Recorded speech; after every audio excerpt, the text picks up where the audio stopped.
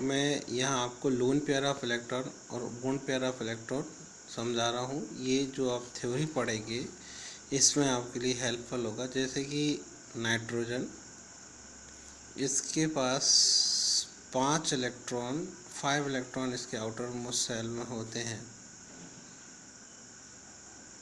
ये इस तरह से। यहाँ ये क्या करता है, नाइट्रोजन जब NH3 बनाता है अमोनिया, तो यहाँ इसके जो आउटर मोस्ट सेल के 5 इलेक्ट्रॉन है, 1 2 3 4 1 2 3 4 5, ये 5 हाइड्रोजन के इनमें से 3, 1 2 और ये 3 ये हाइड्रोजन के साथ शेयरिंग कर लेते हैं इलेक्ट्रॉनों की, या पेयरिंग कर लेते हैं, जोड़े बना लेते हैं।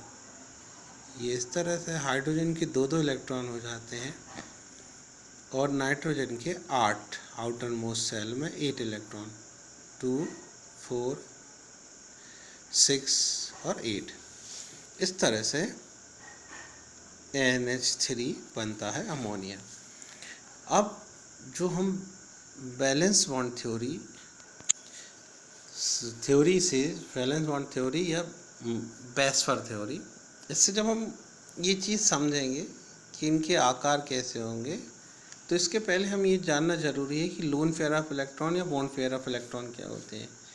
ये पेयर मतलब इलेक्ट्रॉनों का जोड़ा कहलाता है जो बॉन्ड में शामिल है। ये जो इलेक्ट्रॉन है ये बॉन्ड पेयर कहलाएंगे ये। और ऐसे इलेक्ट्रॉन जो बैलेंस सेल में मौजूद हैं लेकिन बॉन्ड में शामिल नहीं हैं, ये लोन पेयर ऑफ इलेक्ट्रॉन कहलाएंगे।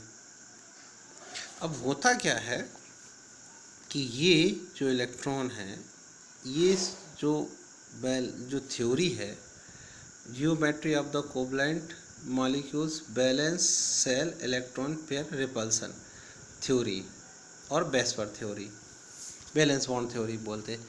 अब बात ये आती है कि इसमें ये जो इलेक्ट्रॉन है, ये जो है इस तरह से एक दूसरे पर रिपल्सिव फोर्स डालते हैं। ये जो है यहाँ जो बॉन्ड बने हुए हैं जो पेयर में है, इन पर रिपल्सन करते हैं क्योंकि ये सेम चार्ज पार्टिकल होते हैं और एक दूसरे को धक्का देते हैं, और इसी की वजह से एंगल बनते हैं। और किसी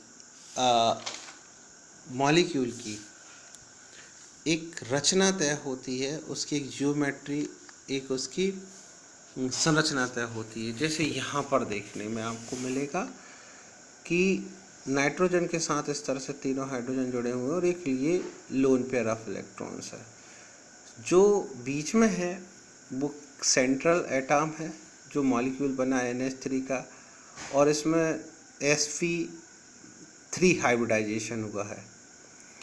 और इसकी वजह से lone pair of electron in पर प्रेशर डाल रहा है। इसकी वजह से, इस दबाव की वजह से, जो दबाव पड़ रहा है, ये धक्का दे रहा है इन इलेक्ट्रॉनों को, बॉन्ड पेयर को। इसकी वजह से ये जो इनकी जो एंगल है जो 109 से घट के 107 पे आ गया है। ये सरल चीज़ है, आप इस तरह से ही ये सब जियोमेट्री डिसाइड होती हैं। ये एंगल है जो जनरली होना था ट्रायंगल इस तरह से शेप में, ये इस तरह की शेप में होना था, लेकिन वो हट के ये इस तरह की उसका एंगल कम जाता है। ये इसीलिए कम जाता है, ये रिपल्सन की वजह से। जब आप इस थ्योरी को पढ़ेंगे तो आपको ये समझ में जाएगा और मैं फिर इसको क्लास में भी एक्सप्लेन करूँगा।